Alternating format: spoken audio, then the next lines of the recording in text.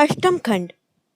ठाकुर श्री रामकृष्ण का सिंदूरिया पट्टी ब्राह्म समाज में आगमन और श्रीयुक्त विजय कृष्ण गोस्वामी आदि के साथ कथोपकथन। प्रथम परिच्छेद।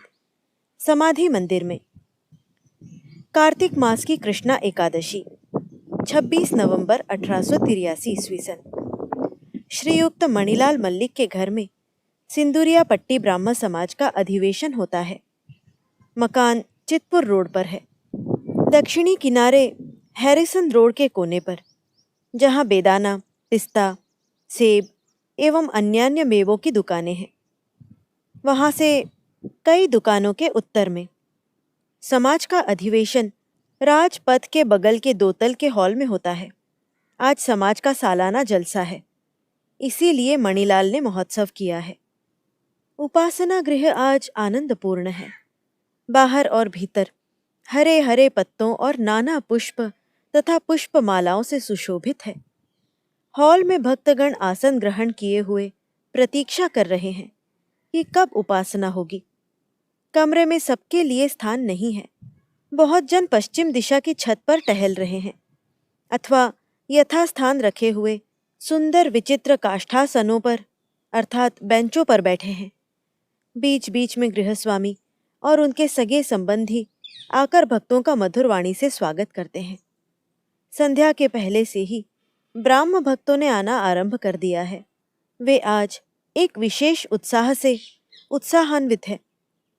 आज श्री रामकृष्ण परमहंस देव का शुभागमन होगा।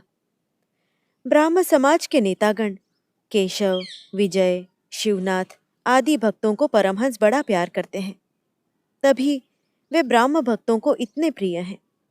वे हरि प्रेम में मतवाले हैं।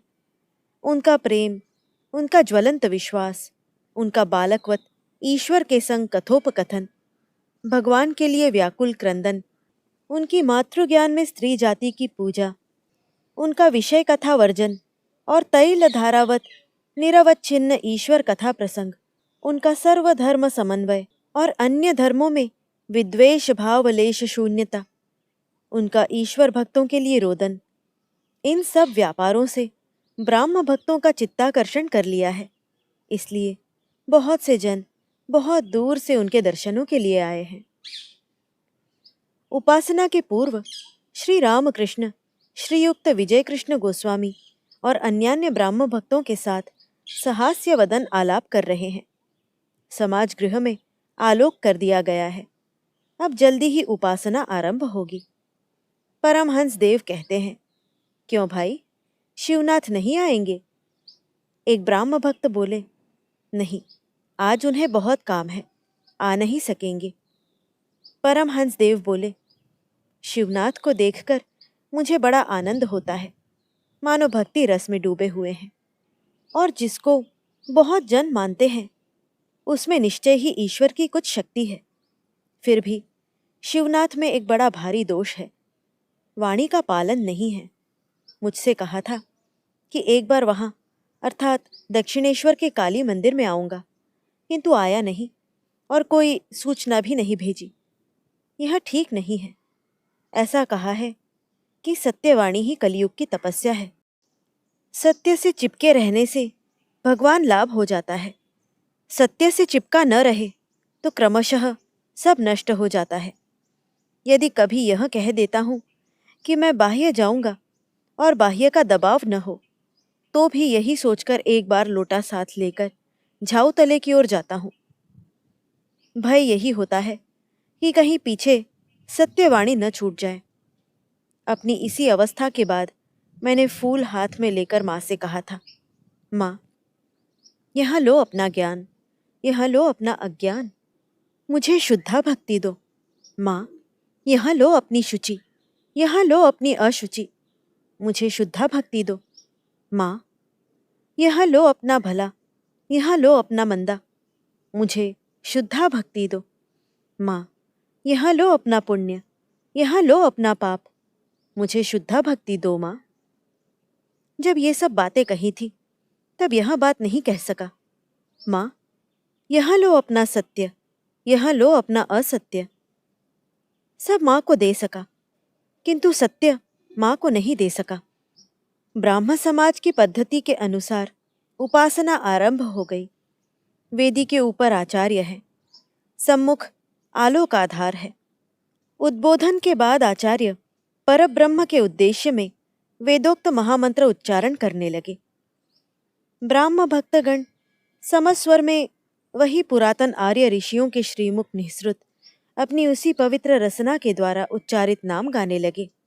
कहने लगे, सत्यम ज्ञानमनंतम ब्रह्म आनंद रूपम अमृतम यत् विभाति शांतम शिवमद्वैतम शुद्धम अपापविद्धम। प्रणव अर्थात ओम से युक्त यह ध्वनि भक्तों के हृदयाकाश में प्रतिध्वनित हो गई। अनेकों के अंतर से वासना प्रायः शांत हो गई। चित्त काफी स्थिर और ध्यान प्रवण होने लगा। सबके चक्षु बंद हैं। वे थोड़ी देर के लिए वेदोक्त सगुण ब्रह्म का चिंतन करने लगे। परमहंस देव भाव में निमग्न है, स्पंदनहीन, स्थिर दृष्टि, अवाक, चित्र पुत्तलिकावत बैठे हैं। आत्मा पक्षी कहीं आनंद में विचरण कर रहा है और देह मात्र ही केवल शून्य मंदिर में पड़ी हुई है। समाधि के शीघ्र बाद ही आंखें खोलकर चारों ओर देखते हैं। देखा, सभास्थ सबके ही नेत्र बंद हैं। तब ब्रह्म ब्रह्म कहकर हठात खड़े हो गए। उपासना के अंत में ब्राह्म भक्तगण खोल करताल लेकर संकीर्तन करते हैं। श्री रामकृष्ण परमहंस ने प्रेमानंद में मस्त होकर उनके संग योगदान किया और नृत्य करने लगे। सब मुग्ध होकर वही मधुर नृत्य देखते हैं। श्रीयुक्त विजय कृष्ण और अन्य भक्त भी उनको घेर घेर कर नाचते हैं। बहुजन ही यह अद्भुत दृश्य देखकर और कीर्तन आनंद संभोग करके कुछ समय के लिए संसार भूल गए। क्षण काल के लिए हरि रस मदिरा पान करके विषय रस भूल गए। विषय सुख का रस तिक्त अर्थात कड़वा बोध होने लगा। कीर्तन के अंत में सब ने आसन ग्रहण किया। ठाकुर क्या कहते हैं सुनने के लिए सब उनको घेर कर बैठ गए। द्वितीय परिच्छेद, गृहस्थ के प्रति उपदेश। समवेत ब्राह्म भक्तों को संबोधन करके वे कहते हैं, निर्लिप्त होकर गृहस्थ अर्थात संसार करना बड़ा कठिन है।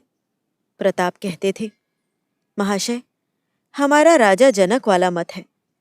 जनक ने निर्लिप्त होकर संसार किया था, हम भी वैसा ही करेंगे।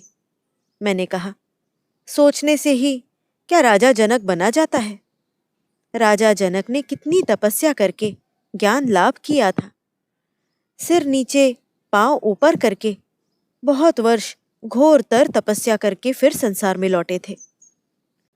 फिर भी क्या गृहियों के लिए उपाय नहीं है? हाँ, अवश्य है।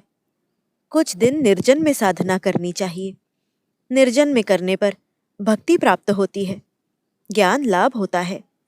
फिर जाकर गृहस्थ करो तो दोष नहीं। जब निर्जन में साधना करेगा तब गृहस्थ बिल्कुल अलग रहेगा। तब जैसे भी हो, स्त्री, पुत्र, कन्या, माता, पिता, भाई, भगिनी, आत्मीय, कुटुंबी कोई भी पास न रहे। निर्जन में साधना के समय विचार करे, मेरा कोई नहीं है, ईश्वर ही मेरा सर्वस्व है, और रो रो कर उनके निकट ज्ञान भक्ति के लिए प्रार्थना करे। यदि पूछो कितने दिन गृहस्थ छोड़कर निर्जन में रहूंगा, वह तो यदि कोई इस प्रकार 1 दिन रहे वह भी अच्छा है, 3 दिन रहे तो और भी भला है, अथवा 12 दिन, 1 मास, 3 मास, 1 वर्ष, जो जितना कर सके। ज्ञान भक्ति प्राप्त करके संसार करने पर फिर अधिक भय नहीं है। हाथों पर तेल मलकर कटहल तोड़ने से हाथों पर लेस नहीं लगता। चोर चोर का खेल खेलते हुए यदि धाई को छू ले तो फिर भय नहीं। एक बार पारसमणि को छूकर सोना बन जाओ। सोना होने पर यदि 1000 वर्ष मिट्टी में दबा रहे तो भी मिट्टी से निकालने के समय वह सोना ही रहेगा। यह मन तो दूध जैसा है। इस मन को यदि संसार रूपी जल में रखो तो फिर दूध और जल मिल जाएगा। उसी दूध का दही जमाकर मक्खन निकाल लेना चाहिए। जब निर्जन में साधना करके मन रूप दूध से ज्ञान भक्ति रूप मक्खन निकल गया, तब वही मक्खन अनायास ही संसार जल में रखा जा सकता है। वह मक्खन कभी भी संसार रूपी जल के संग नहीं मिलेगा, संसार जल के ऊपर निर्लिप्त होकर तैरेगा। तृतीय परिच्छेद। श्रीयुक्त विजय गोस्वामी का निर्जन में साधन। श्रीयुक्त विजय गोस्वामी हाल ही में गया से लौटे हैं। वहां पर काफी दिन निर्जन में वास और साधु संग हुआ है। अब उन्होंने गैरिक वसन पहन लिया है। अवस्था बड़ी सुंदर है, मानो सर्वदा अंतर्मुख हो। परमहंस देव के निकट मस्तक नीचा करके रहते हैं, मानो मग्न होकर चिंतन कर रहे हैं। विजय को देखते हुए परमहंस देव ने उनसे पूछा, विजय, तुमने क्या वासा पकड़ लिया है? देखो, दो साधु भ्रमण करते करते एक शहर में आ गए थे। एक साधु उत्सुकतापूर्वक शहर के बाजार, दुकान, घर देख रहा था। उस समय दूसरे से मेल हुआ। तब दूसरे साधु ने कहा, तुम हाँ करके शहर देख रहे हो, तुम्हारा बोरिया बिस्तर कहाँ है? प्रथम साधु ने कहा, मैं पहले वासा पकड़कर बोरिया बिस्तर कमरे में ताले में बंद करके निश्चिंत होकर निकला हूं। अब शहर का रंग देखता हुआ टहल रहा हूं, तभी तुमसे पूछ रहा हूं, क्या तुमने वासा पकड़ लिया है? मास्टर इत्यादि के प्रति। देखो, विजय का इतने दिनों से फव्वारा दबा पड़ा था, अब खुल गया है। विजय के प्रति। देखो, शिवनाथ को बड़ा झंझट है। समाचार पत्र लिखना पड़ता है और बहुत कार्य करने पड़ते हैं। विषय कर्म करने से ही अशांति होती है। अनेक भावना, चिंता जमा हो जाती है। श्रीमद् भागवत में है, अवधूत ने 24 गुरुओं में से चील को एक गुरु बनाया था। एक स्थान पर मछुए मछलियां पकड़ रहे थे। एक चील आकर झपट्टा मारकर एक मछली ले गई। मछली देखकर उसके पीछे पीछे प्रायः 1000 कौवे झुंड बनाकर पड़ गए और संग संग काव काव करके खूब गड़बड़ मचा दी। मछली को लेकर चील जिस तरफ जाती, कौवे भी झुंड के झुंड उसी ओर जाते। दक्षिण की ओर वहां चील गई, कौवे भी उसी दिशा में चल दिए। फिर वहां उत्तर को जब गई, वे भी उसी ओर गए। इस प्रकार पूर्व और पश्चिम में चील घूमने लगी। अंत में घूमते घूमते परेशान होने पर मछली उससे गिर गई। तब कौवे चील को छोड़कर मछली की ओर गए। चील तब निश्चिंत होकर एक वृक्ष की डाली के ऊपर बैठ गई। बैठकर सोचने लगी, उसी मछली ने इतनी सब गड़बड़ मचा रखी थी, अब मेरे पास मछली नहीं है, मैं निश्चिंत हो गई हूं। अवधूत ने चील से यही शिक्षा ली कि जब तक मछली साथ रहती है, अर्थात वासना रहती है, तब तक कर्म रहता है और कर्म के कारण विचार, चिंता, अशांति रहती है। वासना त्याग होते ही कर्म क्षय हो जाता है और शांति होती है। इसलिए निष्काम कर्म अच्छा है, उसमें अशांति नहीं होती। किंतु निष्काम कर्म करना बड़ा कठिन है। सोचता हूँ, निष्काम कर्म कर रहा हूँ, किंतु कहाँ से कामना आ जाती है, पता भी नहीं लगने देती। पहले यदि पर्याप्त साधना रहे तो उस साधना के बल पर कोई कोई निष्काम कर्म कर सकता है। ईश्वर दर्शन के पश्चात निष्काम कर्म अनायास ही किया जाता है। ईश्वर दर्शन के बाद प्रायः कर्म त्याग हो जाता है। 2-1 जन नारद आदि लोक शिक्षा के लिए कर्म करते हैं। अवधूत का एक और गुरु था, मधुमक्खी। मधुमक्खी बहुत कष्ट कर करके बहुत दिनों तक मधु संचय करती है, किंतु वह मधु उसके अपने भोग में नहीं लगता। अन्य एक व्यक्ति आकर छत्ता तोड़कर ले जाता है।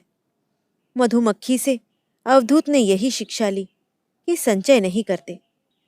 साधुगण ईश्वर के ऊपर 16 आना ही निर्भर करेंगे, उन्हें संचय नहीं करना। यह गृहियों के लिए नहीं है। गृहियों को गृहस्थ प्रतिपालन करना चाहिए, इसीलिए संचय आवश्यक है। पंछी और दरवेश अर्थात पक्षी और साधु संचय नहीं करते, किंतु पक्षी चूजा होने पर संचय करता है। चूजे के लिए अपनी चोंच में खाना लाता है। देखो विजय, साधुओं के साथ यदि पोटली पाटली रहे, 15 गांठों वाली यदि गठड़ी रहे, तो फिर उनका विश्वास न करो। मैंने बट तले उस प्रकार के साधु देखे थे। 2-3 जन बैठे हुए थे। कोई दाल बीन रहा था, कोई धोती सी रहा था, और बड़े व्यक्तियों के घर के भंडारे की बातें कर रहे थे। कह रहे थे, अरे उस बाबू ने लाखों रुपया खर्च किया, साधुओं को बहुत खिलाया, पूड़ी जलेबी पेड़ा बर्फी मालपुए, बहुत चीजें तैयार की थी। सबका हास्य। विजय, जी हाँ, गया जी में भी वैसे ही साधु देखे हैं। गया में लोटे वाले साधु हैं। सबका हास्य। श्री रामकृष्ण, विजय के प्रति, ईश्वर के प्रति प्रेम होने पर कर्म त्याग अपने आप ही हो जाता है। जिनसे ईश्वर कर्म करवाते हैं वे करें। तुम्हारा अब समय हो गया है। सब छोड़कर तुम कहो, हे मन, तू देख और मैं देखूं, और कोई जैसे न देखे। यह कहकर भगवान श्री रामकृष्ण उसी अतुलनीय कंठ से माधुर्य वर्षण करते करते गाना गाने लगे। भावार्थ। आदरणीय श्यामा माँ को बड़े यत्न से हृदय में रखो। हे मन, तू देख और मैं देखूं, और कोई उसे जैसे न देख पाए। काम क्रोध आदि को चकमा देकर, हे मन, आ चल अकेले में देखूं। रसना को संग में रखूंगा ताकि वह माँ माँ कहकर पुकारती रहे। अरे मन, कुरुचि आदि जितने बुरे मंत्री हैं उन्हें निकट न आने देना। ज्ञान नयनों को पहरेदार रखो ताकि वे सावधान रहे।